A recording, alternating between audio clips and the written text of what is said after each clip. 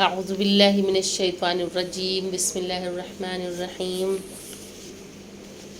رب اشرح لي صدری ویسر لي امری واحلل عقدۃ من لسانی یفقهوا قولی اللهم صل علی محمد وآل محمد وعجل فرجهم اعوذ باللہ من الشیطان الرجیم بسم اللہ الرحمن الرحیم الحمد للہ رب العالمین الرحمن الرحیم مالک یوم الدین ایاک نعبد وایاک نستعین اهدنا الصراط المستقیم صراط الذین انعمت علیہم غیر المغضوب علیہم ولا الضالین صدق اللہ العلی العظیم۔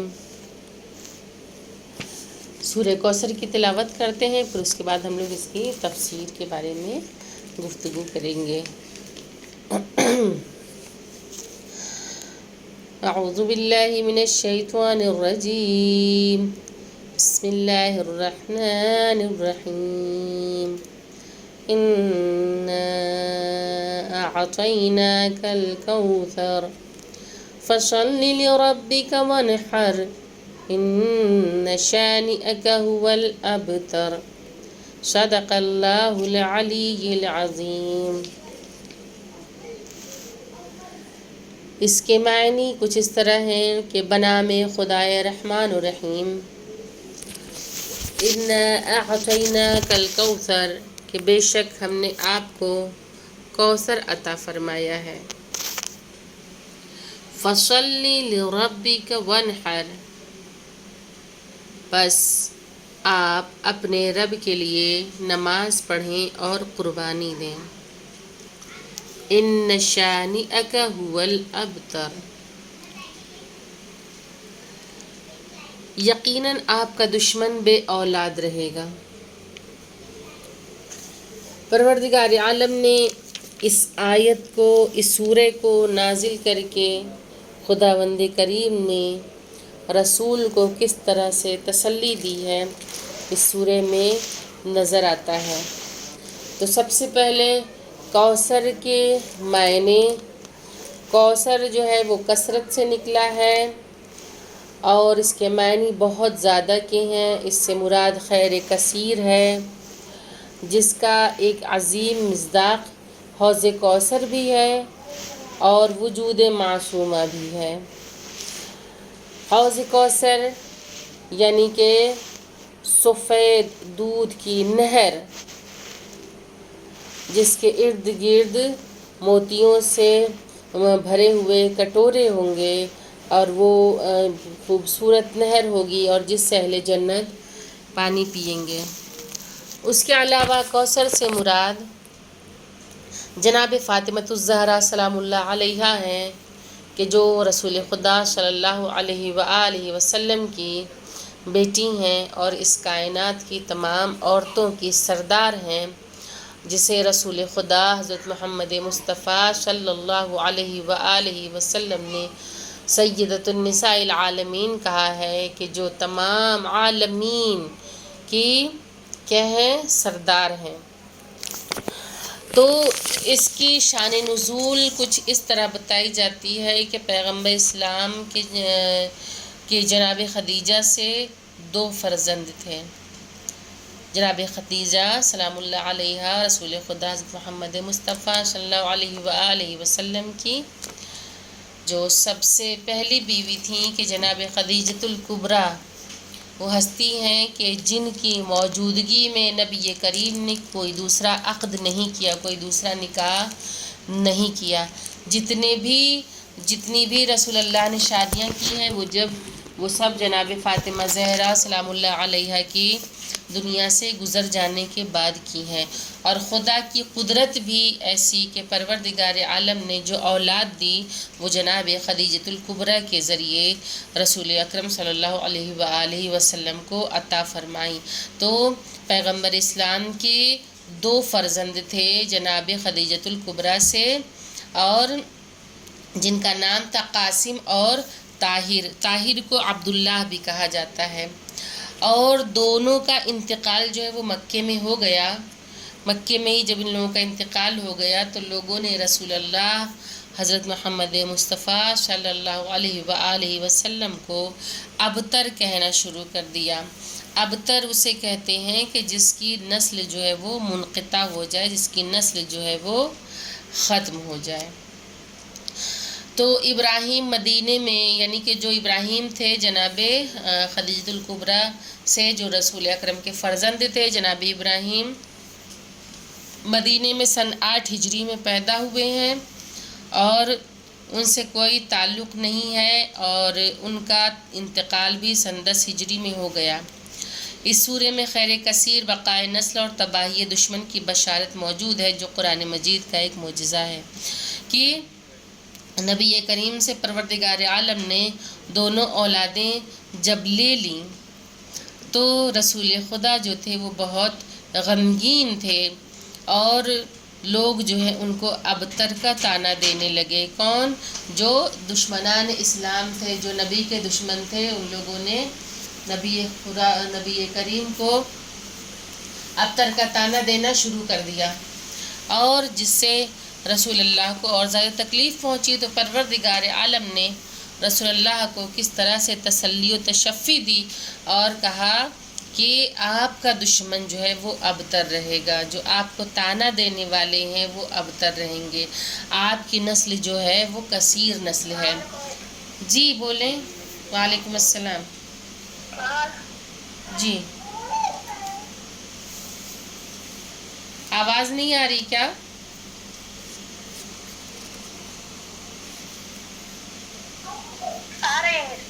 اچھا ٹھیک ہے۔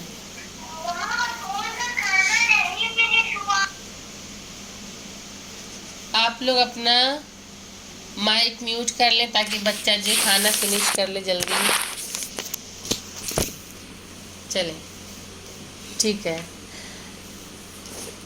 تو لہٰذا رسول خدا کو اللہ نے تسلی و تشفی دی اور جناب فاطمہ زہرا کی بشارت دی، اور مصداق کوثر جناب فاطمہ زہرا سلام اللہ علیہا بن کے آئیں کہ آج بھی اگر ہم نظر اٹھا کے دیکھتے ہیں تو نبی کریم کی نسل جو چلی ہے، جو آج بھی سادات موجود ہیں، وہ جناب فاطمہ زہرا اور مولا کائنات کے ذریعے اللہ نے ان کی نسل کو چلایا۔ یعنی کہ یہ کانسیپٹ بھی غلط ثابت کر دیا گیا کہ نسل کو چلانے کے لیے بیٹا ہونا ہی ضروری ہے، اگر بیٹا ہوگا تو ہی نسل آگے بڑھے گی، تو ہی گھر کا چراغ جلے گا، تو ہی وارث ہوں گے، اور بیٹا ہوگا تو وہی سہارا بن سکتا ہے، وہی عصا بن سکتا ہے۔ اسلام نے ان تمام چیزوں کو بالکل جو ہے اس کانسیپٹ کو ختم کر دیا، اور رسول خدا کی جو نسل تھی وہ بیٹی کے ذریعے چلا کے پروردگار عالم نے دکھا دیا کہ جب اللہ نسل کو چلانا چاہتا ہے تو وہ بیٹی ہو یا بیٹا ہو،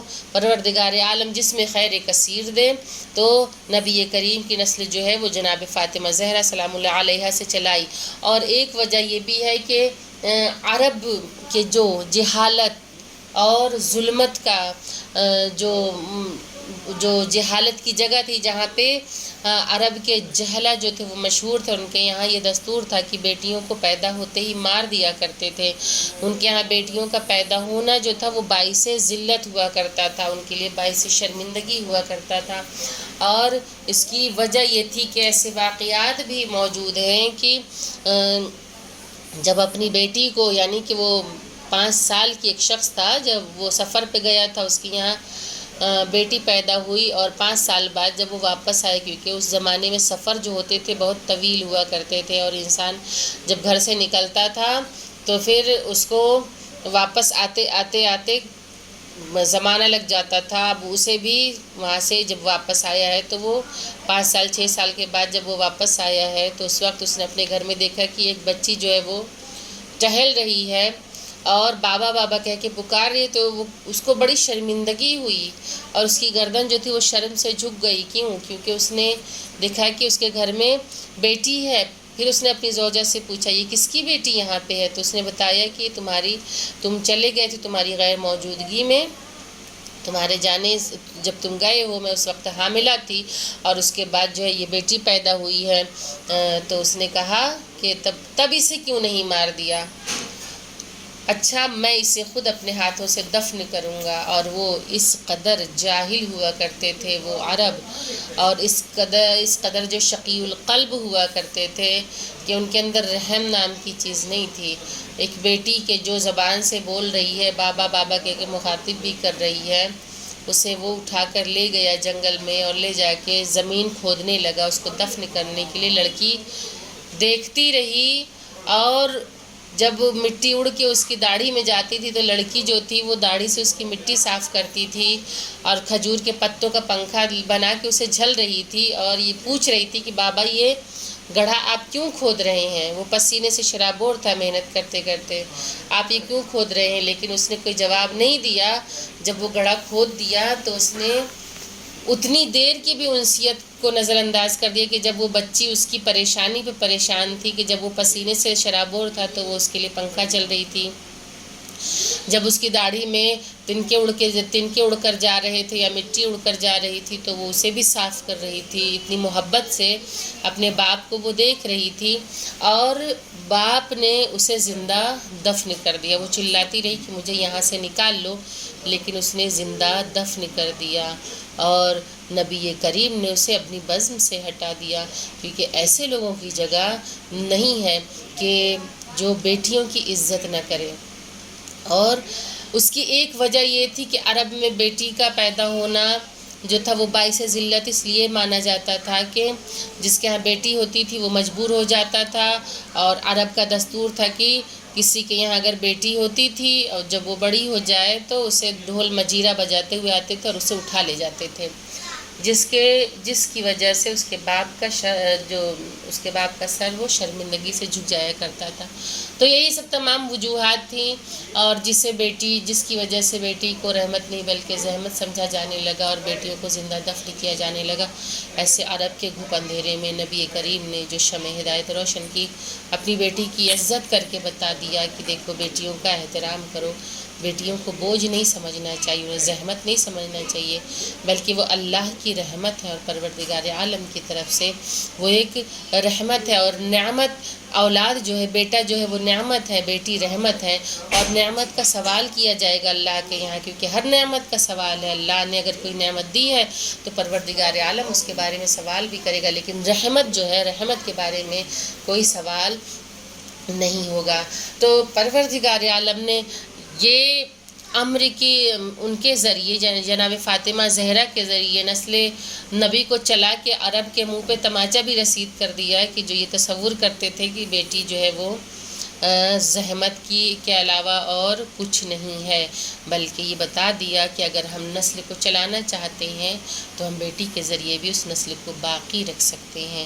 اور آج اسی کا یہ نتیجہ ہے کہ دنیا کے ہر کونے میں اولاد فاطمہ نظر آئیں گی، اولاد فاطمہ و علی نظر آئیں گے، سادات آج بھی نظر آئیں گے، اور یہ صرف اور صرف یہ پروردگار عالم کی طرف سے عطا کردہ خیر کثیر ہے۔ اور اللہ نے اس خیر کثیر کو دینے کے بعد رسول خدا حضرت محمد مصطفیٰ صلی اللہ علیہ وآلہ وسلم سے جو ہے مطالبہ کیا، کیا مطالبہ کیا؟ کہ اپنے رب کے لیے نمازیں پڑھیں اور قربانی دیں، اپنے خدا کے لیے نماز پڑھیں، اس کی تسبیح کریں، اس کی حمد کریں، اس کی تعریف کریں، اس کا شکر ادا کریں، اور اس کی راہ میں جو ہے وہ قربانی دیں۔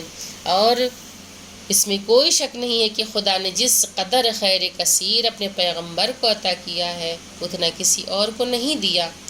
انتہا یہ ہے کہ دشمن کو ابتر بنا دیا، یعنی اس کی نسل کو منقطع کر دیا، اور اس کی نسل کو منقطع کر کے پیغمبر کی نسل کو فاطمہ زہرا کے ذریعے قیامت تک کے لیے باقی اور دائمی بنا دیا ہے۔ اور اس لیے آپ سے نماز اور قربانی کا مطالبہ کیا ہے، جو اس بات کی دلیل ہے کہ انسان کو جب بھی کوئی خیر اور نعمت نصیب ہو تو اس کا فرض ہے کہ شکر ادا کرے، اور شکر خدا کا بہترین طریقہ یہ ہے کہ نماز قائم کرے اور راہ خدا میں قربانی دے، کہ جب بھی شکر ادا کرنا ہو تو نماز قائم کرے، سجدہ شکر ادا کرے، شکرانے کی نماز پڑھے، اللہ کے سامنے سجدہ ریز ہو جائے جب اللہ نعمتوں کو عطا کرتا ہے۔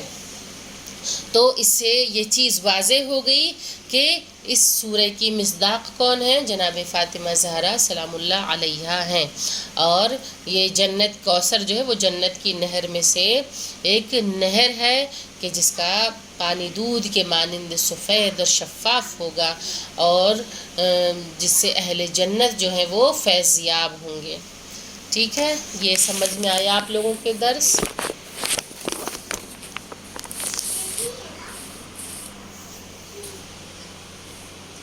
درس سمجھ میں آیا؟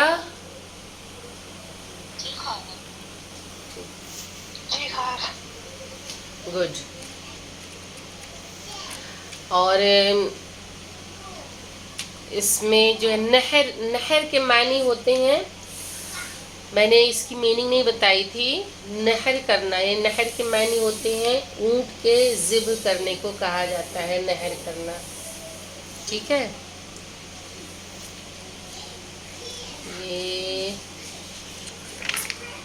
ہم لوگ تھوڑا سا سورہ جو ہے یہ سورہ بھی ہم لوگ دیکھ لیتے ہیں، سورہ معون بھی، پھر اس کے بعد انشاءاللہ اس کے بارے میں ہم لوگ ڈیٹیل میں بات کریں گے کل۔ اعوذ باللہ من الشیطان الرجیم، بسم اللہ الرحمن الرحیم۔ أرأيت الذي يكذب بالدين فذلك الذي يدع اليتيم ولا يحض على طعام المسكين فويل للمصلين الذين هم عن صلاتهم ساهون الذين هم يراءون ويمنعون الماعون۔ سورہ معون کا ترجمہ کچھ اس طرح ہے کہ بنام خدائے رحمان و رحیم، کیا تم نے اس شخص کو دیکھا ہے جو قیامت کو جھٹلاتا ہے؟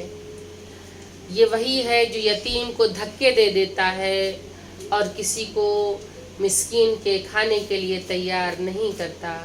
تو تباہی ہے ان نمازیوں کے لیے جو اپنی نمازوں سے غافل رہتے ہیں، دکھانے کے لیے عمل کرتے ہیں، معمولی ظروف بھی رعایت پر دینے سے انکار کرتے ہیں۔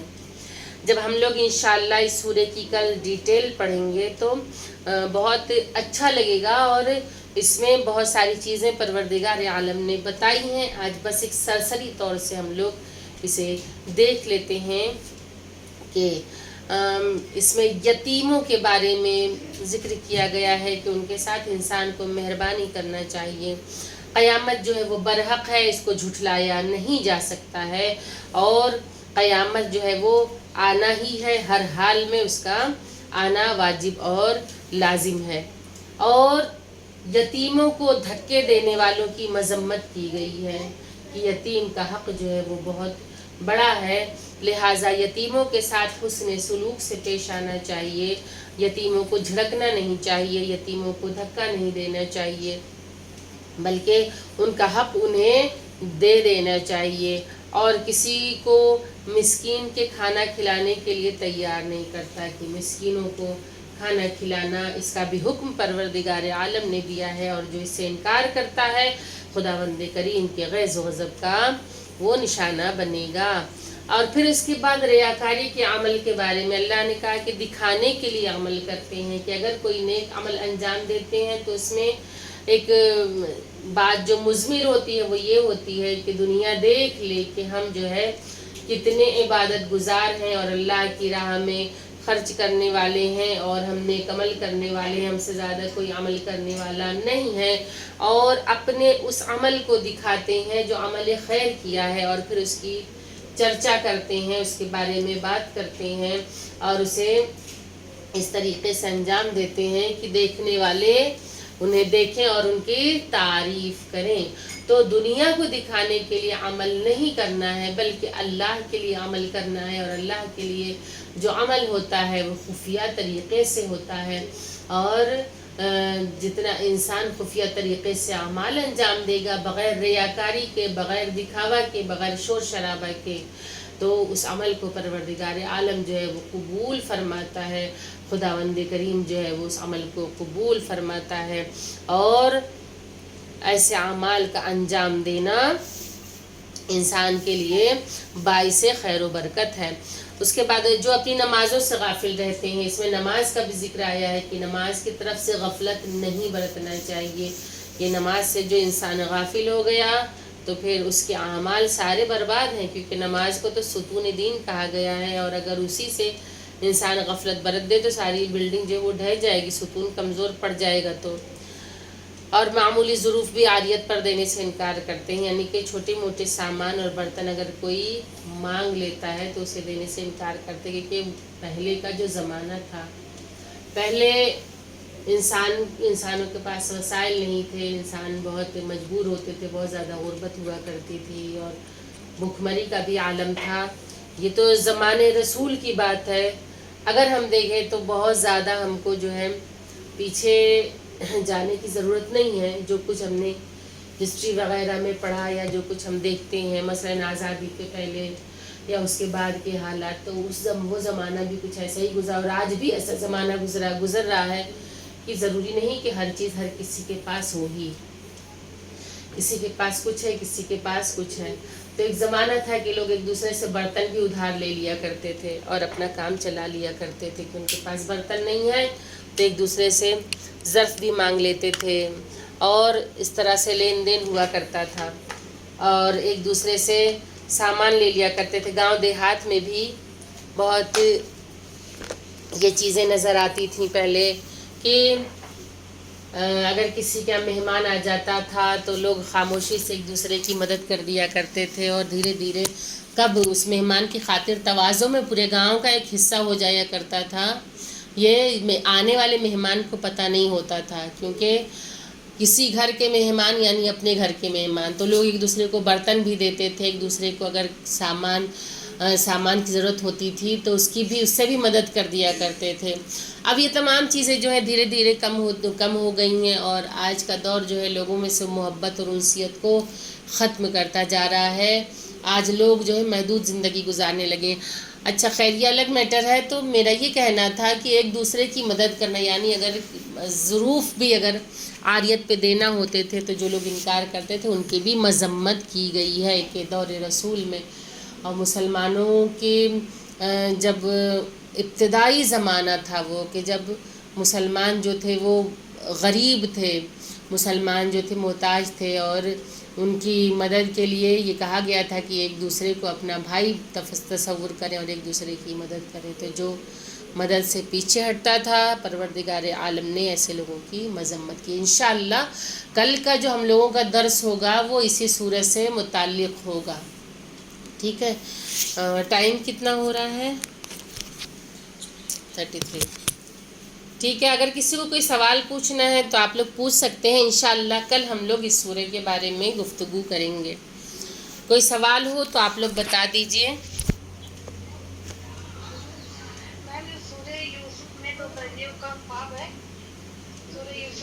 جی،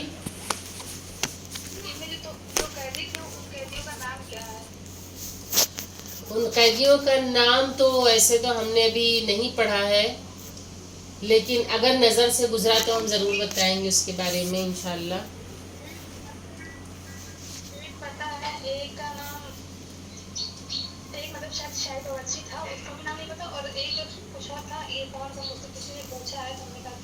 نہیں، ہم اس کے بارے میں اس کی تفسیر دیکھ کے انشاءاللہ آپ کو بتائیں گے اگر ہم کو ملتا ہے تو، ٹھیک ہے؟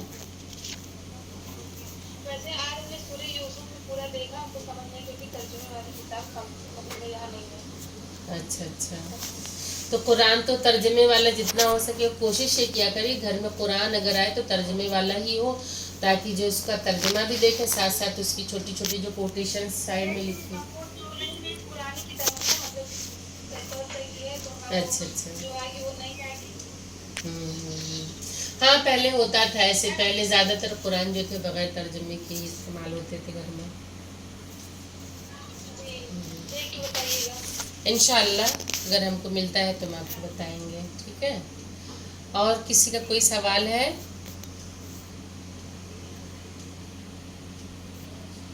ایک چیز اور، آپ لوگ جو ہے نا 2 بجے تک درس جوائن کر لیا کریے، کیونکہ پھر ہوتا کیا ہے کہ جب کلاس شروع ہو جاتی ہے اور آپ لوگ جوائن ہوتے ہیں تو بات ادھوری رہ جاتی ہے. تو یہ میں سوچا کری کہ جب یوٹیوب پہ اپلوڈ ہوگا تو ہم سن لیں گے، تو وقت سے جوائن ہونے کی ضرورت کیا ہے. تو یہ نہ کیا کری، کیونکہ لائیو کلاس کی بات الگ ہوتی ہے، آپ ایک دم فیس ٹو فیس سوال بھی پوچھ سکتے ہیں، اور یوٹیوب پہ اپلوڈ ہونے کی بات الگ ہوتی ہے، وہ آپ لوگوں کا ریوائز ہو جاتا ہے.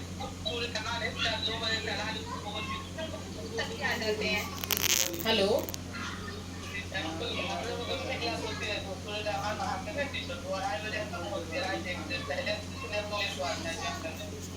اچھا اچھا اچھا. نہیں، اگر اس طریقے کا کوئی عذر ہے تو ٹھیک ہے، لیکن کوشش ہمیشہ یہ کیا کرے کہ 2 بجے تک جوائن ہو جائے کریے آپ لوگ. پھر درس جو ہے وہ یوٹیوب پہ اپلوڈ ہوگا، وہ اس پہ. اچھا اچھا اچھا اچھا اچھا چلیے ٹھیک ہے، کوئی مسئلہ نہیں ہے. پروردگار عالم ہم سب کی قلیل اعمال کو کثیر بنا کے قبول کرے، اور خدایا جو ہم سے غلطیاں ہوں، جو سمجھنے میں غلطی ہو، جو بتانے میں غلطی ہو، پروردگار اسے بھی معاف کرے، کیونکہ ہم انسان ہیں اور ہمارے ذہن جو ہے بہت چھوٹے ہیں، ہماری عقلیں جو ہے وہ چھوٹی ہیں، اور حکمت اور بلاغت سے بھرا ہوا کلام سمجھنا اور سمجھانا یہ ہمارے بس کی بات نہیں ہے. لیکن ایک چھوٹی سی ہماری کوشش ہوتی ہے، اللہ اس کوشش کو قبول کرے، جو غلطیاں ہوں اس کو معاف کرے. انشاءاللہ پھر کل آپ لوگوں سے ملاقات ہوگی، اور ابھی خواہر ضیاء جو ہے آپ لوگوں کا درس لیں گے انشاءاللہ. ٹھیک ہے.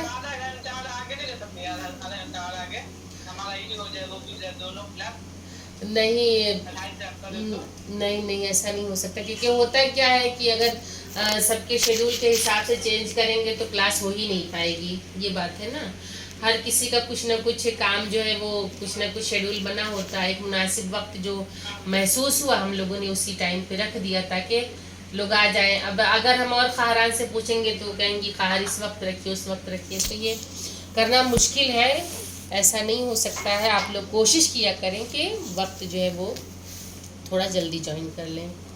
ٹھیک ہے.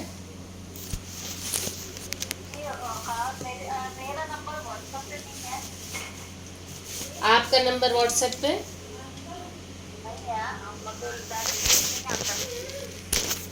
اچھا، آپ کا نام کیا ہے؟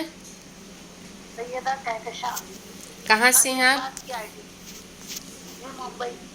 ممبئی سے ہیں آپ؟ اچھا ٹھیک ہے. ہم جو ہے آپ جو ہے گروپ جوائن کریے، جو زہرا کلاسز کا جو ہے مولانا صاحب آغا جو آپ کو لنک بھیج دیں گے، تو آپ اس کے تھرو جب گروپ میں جوائن ہو جائیں گی تو اس کے بعد جوائن کر چکے